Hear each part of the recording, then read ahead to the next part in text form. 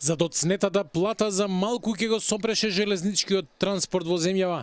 По 10 дена од законскиот рок, Македонски железници транспорт ја исплати мајската плата на речиси 1000 своји вработени, кои беа на готовс да го сопрат сообраќајот ако до денес не добијат личен доход.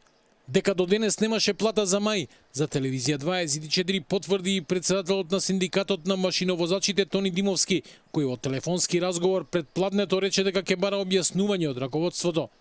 TV24 денеска разговараше и со директорот на МЖ Транспорт Дејан Кошутич, кој потврди дека плата за мај 10 дена по законскиот рок не е исплатена. Вели дека компанијата се соочува со огромни наследени проблеми и кратко коментираше дека чека прилив на пари на сметката. Плата ќе има во текот на јуни.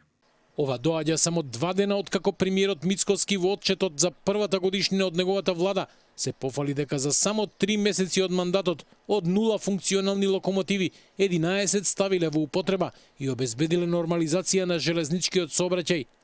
Во меѓувреме, владата ќе земе заем од 2 милиарди евра за да изгради брза пруга од Табановце до Гевгелија и да ја реконструира постоечката. Македонски железници со години се мачат со ликвидност, но и со дефекти на возови, пруги и мостови.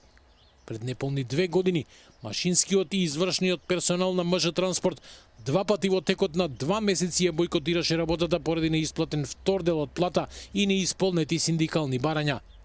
Тогашното раководство ги суспендираше машиновозачите кои бойкотираа.